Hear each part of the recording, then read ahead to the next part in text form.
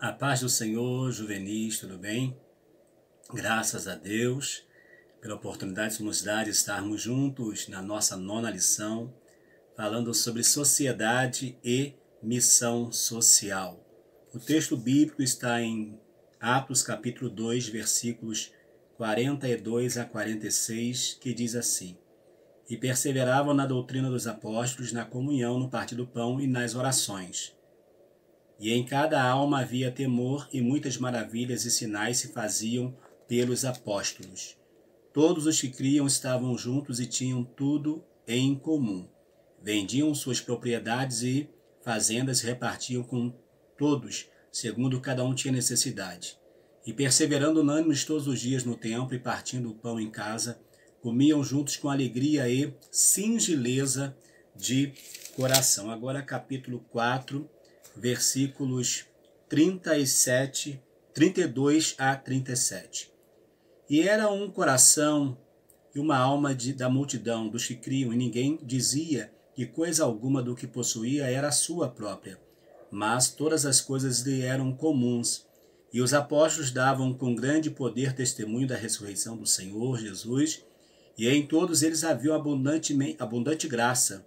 Não havia, pois, entre eles necessitado algum, porque todos os que possuíam herdades ou casas, vendendo-as, traziam o preço do que fora vendido e o depositavam aos pés dos apóstolos, e repartia cada um segundo a necessidade que cada um tinha. Então José, cognominado pelos apóstolos Barnabé, que traduzido é filho da consolação, levita natural de Chipre, possuindo uma herdade, vendeu-a e trouxe o preço e depositou aos pés dos apóstolos.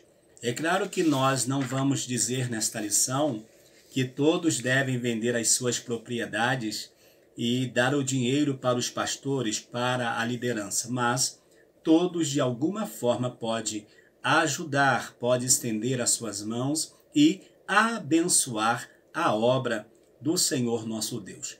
Qual é o objetivo que nós temos nesta lição? Quais são esses objetivos? Primeiro, conscientizar a respeito da missão social como Igreja do Senhor, mostrar que tanto no Antigo quanto no Novo há uma preocupação com os necessitados, ensinar que como filhos de Deus temos um compromisso com Ele e com o nosso próximo.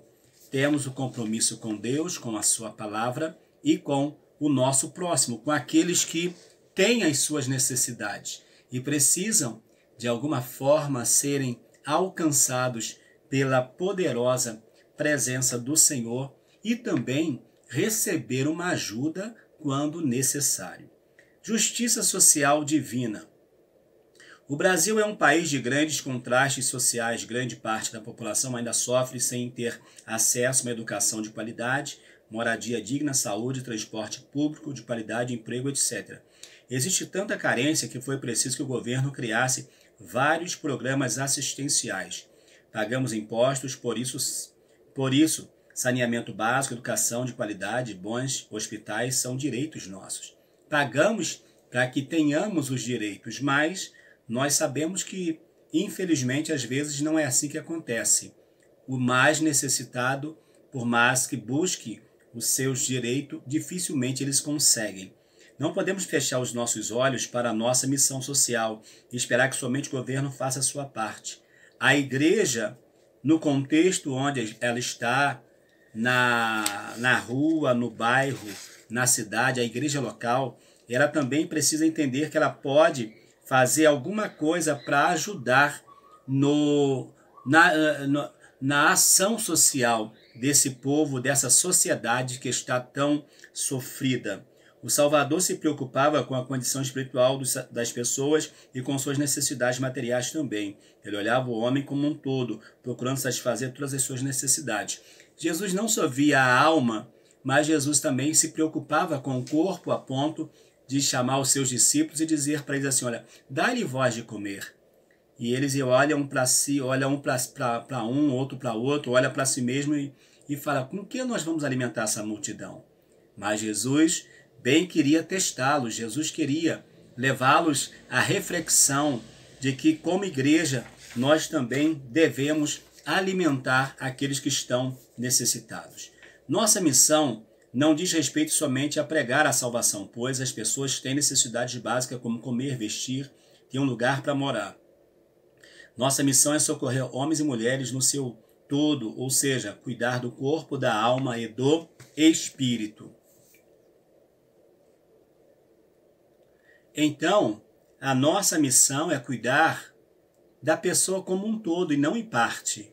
Devemos pregar para que a alma e o espírito estejam preparados, mas pregar também e levar o alimento ao corpo, levar algo para suprir as necessidades das famílias que estão carentes. Nós podemos fazer isso. A igreja local, ela não pode assumir o papel que é do governo, mas ela, como igreja do Senhor, chamados para uma obra diferenciada, ela precisa desenvolver isso sim, e por meio da pregação, levar o básico que as pessoas estão necessitando. Justiça social no Novo Testamento. Jesus, o Filho de Deus, sempre olhou atentamente para os pobres. Quando ele veio ao mundo, a Palestina enfrentava graves problemas sociais e econômicos. Muitos procuravam Jesus para ter o que comer, porém, ele acolhia todas as pessoas sem fazer distinção alguma. Cristo expulsava os demônios, curava os enfermos, anunciava a mensagem de salvação e ajudava os carentes. Na época de Jesus, quantos enfermos existiam? Muitos enfermos. Pessoas sem nenhum tipo de esperança, até porque se hoje a saúde não alcança as pessoas, imagine naquela época ter um médico, ter uma assistência médica, muito difícil. Então as pessoas morriam mesmo com as suas enfermidades. Então Jesus, quando vem, sem cobrar nada de ninguém, Jesus cura todo mundo, Jesus liberta todo mundo, Jesus expulsa os demônios, ou seja, traz uma cura espiritual também, e salvação. Jesus faz algo que na época não era visto. O mestre era movido pelo amor, e quem tem a Jesus como Salvador apresenta o amor altruísta, ou seja, o amor altruísta é o amor que não visa o seu próprio interesse, mas olha a necessidade das outras pessoas.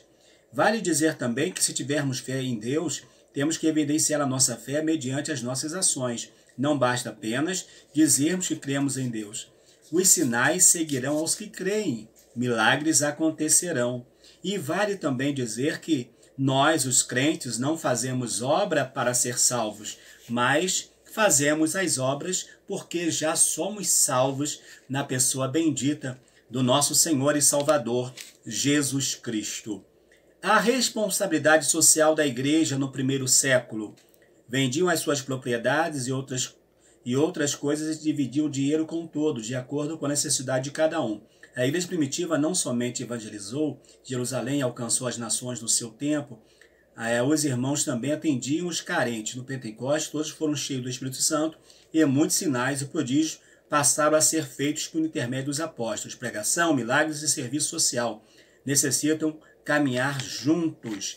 Nós vemos que lá no Novo Testamento, lá no livro de Atos especificamente, nós vamos ver que foi necessário, está no capítulo 6 de Atos, que fossem instituídos os diáconos para quê? Para cuidar da causa das viúvas, dos órfãos e dos necessitados. Porque enquanto os apóstolos estariam preocupados com a pregação da palavra, eles estariam preocupados, como a Bíblia fala, preocupados com as mesas, ou seja, em prover a alimentação, em prover o cuidado para aquelas pessoas que estavam sem nenhuma perspectiva naquela época. Então nós vamos ver a importância, como que a igreja primitiva nos chama a responsabilidade. Porém, em nenhum momento a Bíblia vai dizer que você tem que vender a sua casa, que você tem que vender a sua propriedade e virar um nômade para poder distribuir dinheiro, a não ser se for algo específico. Mas se não, você não deve fazer. Mas você pode usar parte da sua renda, parte daquilo que você ganha, do refrigerante que você bebe e ajudar a obra social. Deixa de tomar um refrigerante, deixa de comer uma pizza e dá essa oferta na obra social. A igreja ficará feliz e você vai ver o quanto vai ser importante para o desenvolvimento seu também. Quando realmente amamos o nosso próximo, deixamos de lado todo egoísmo e oferecemos o que a pessoa necessita. Às vezes as pessoas não necessitam somente de roupa, casa ou comida, mas também de afeto, de carinho, de um ombro amigo. Você tem ou está disposto a doar afeto, carinho, um abraço? Tem vídeo que a gente vê as pessoas somente dizendo, posso te dar um abraço? E quando dá abraço na pessoa, a pessoa que recebe o abraço desmancha, chora. Por quê? A pessoa está tão estressada, está tão movida por alguns sentimentos e quando recebe o abraço, aquela capa cai, tudo cai e a pessoa entende que tem alguém que está preocupado com ela. Que coisa maravilhosa. Avivamento e responsabilidade social. A igreja dos nossos dias precisa de um avivamento. Necessitamos ser cheios do Espírito Santo a fim de que possamos transformar a nossa sociedade mediante o poder de Deus, que é aquele que cura, salva, batiza com o Espírito Santo e tem poder para transformar toda e qualquer realidade social e econômica. O Senhor Jesus ele tem esse poder de transformar e é verdade. Porém, a igreja ela já é avivada. Ela precisa ser reavivada, ou seja, ser avivada novamente. Nós somos cheios do Espírito Santo, mas às vezes acostumamos com essa vida cheia do Espírito Santo. Mas nós vamos ver que os apóstolos, quando recebem o batismo, eles vão perseverar sobre 3 pilares importantes que são a doutrina, o partir do pão e as orações. O que é então a doutrina dos apóstolos? A doutrina significa ensino bíblico sistemático, ou seja, você pega um texto bíblico, você pega uma doutrina bíblica e você vai sistematicamente estudar tudo ou quase tudo sobre aquela doutrina. Por que quase tudo? Porque nós não sabemos tudo. Então, aquilo que nós temos de conhecimento, nós estudaremos sobre aquela doutrina. Então, eles receberam uma doutrina do Senhor Jesus. E eles então, os apóstolos, estarão ensinando o povo esta doutrina do nosso Senhor e Salvador Jesus Cristo. Eles vão se preocupar em estabelecer esse fundamento na vida daqueles irmãos. Então, não descuide do estudo bíblico e priorize a escola dominical. A escola dominical é fundamental para que o crente conheça as doutrinas bíblicas. É fundamental para que o crente desenvolva, para que o crente conheça os ensinamentos de Jesus, os ensinamentos dos apóstolos. As epístolas dos apóstolos, as epístolas paulinas, são fundamentais para o nosso crescimento espiritual. Então eles perseveravam na doutrina dos apóstolos, no partir do pão. Esse partir do pão, eles tinham, como Paulo fala lá em 1 Coríntios capítulo 11, a partir do 23, que ele, antes disso, na verdade, porque o 23 ele já vai tratar exatamente sobre a ceia, mas ele fala que tinha uma festa onde as pessoas se reuniam, comiam pão, festejavam, enfim, era uma bênção, era um milagre, era poder de Deus, era maravilha da parte do Senhor. Porém, esse partir do pão, lá no contexto de Paulo, já estava trazendo uma dificuldade para a igreja. Mas aqui não, no início, eles tinham o prazer de comer pão. E lembre-se, a gente só senta para comer pão com amigos. Ninguém come pão com inimigo. Não, ninguém. Você só come pão com quem você conhece, com quem você tem uma amizade. Se você não tiver amizade, por exemplo, você está passando na cidade, alguém te pede algo e você paga para aquela pessoa, mas você não senta com ela para comer, porque você não conhece. Então, o partir do pão levava aqueles crentes a ter uma comunhão cada dia maior entre eles. Além do teu partir o pão também pode ser visto como a ceia do Senhor. Hoje mesmo, quando eu estou gravando aqui, eu tenho ceia na igreja em que eu pastoreio. É o momento em que todos nós comemos do pão, bebemos do cálice, temos uma comunhão profunda. Então, segundo pilar, partir o pão, eles partiam o pão em casa, eles tinham o prazer de estar em casa, ceando com os irmãos, e isso fortalecia a comunhão com eles. E as orações. Os crentes perseveravam na oração e avivamento espiritual caminham juntos. Não tem avivamento sem oração, como também não tem oração sem avivamento. Ou seja, se a pessoa é avivada, ela vai orar. E se não for avivada, não vai orar.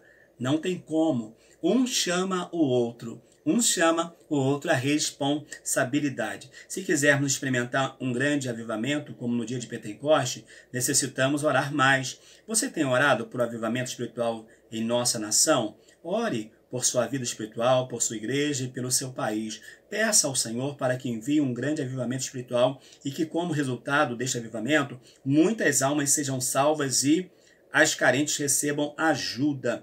O que você acha da igreja construir não somente templos, como também hospitais, escolas, asilos e creches? É muito bom quando isso acontece, porém, às vezes a igreja não faz, porque às vezes a igreja até se une, uma igreja com a outra, para construir um hospital, uma creche. Aí fica a questão, vai entrar o nome de quem? Por causa do nome da igreja, da denominação, as pessoas deixam de fazer. Mas que nós não sejamos assim, que tenhamos essa visão, de ter uma visão ampla que alcance as pessoas, alcance a comunidade, alcance os menos favorecidos. A conclusão, recapitulando, fala: quem ama a Deus, ama também o seu próximo e procura ajudá-lo em suas necessidades. A fé sem as obras é morta. Se tivermos fé, precisamos evidenciá-la mediante as nossas ações. Então, façamos o bem a todos, enquanto podemos. Que possamos seguir o exemplo dos nossos irmãos da igreja primitiva, anunciando o evangelho de Cristo, ajudando os necessitados em suas necessidades. Nós podemos fazer? Podemos. Devemos fazer? Devemos. E não devemos esperar pelos outros, mas cada um deve realizar a sua parte, e isso é muito importante. Na próxima semana falaremos sobre a igreja e a sociedade. Que Deus abençoe cada um dos irmãos, que Deus abençoe você, adolescente. Ajude, contribua, leve a sua moeda, leve o seu dinheirinho e invista na obra do Senhor. Você, líder, incentive os adolescentes a contribuírem também para a obra social. Deus abençoe. Até o nosso próximo vídeo. Em nome de Jesus. Se não se inscreveu no canal, se desejar, faça isso, se inscreva e vai ser uma bênção. Deus abençoe a todos. Um abraço. Até lá, em nome de Jesus. Amém.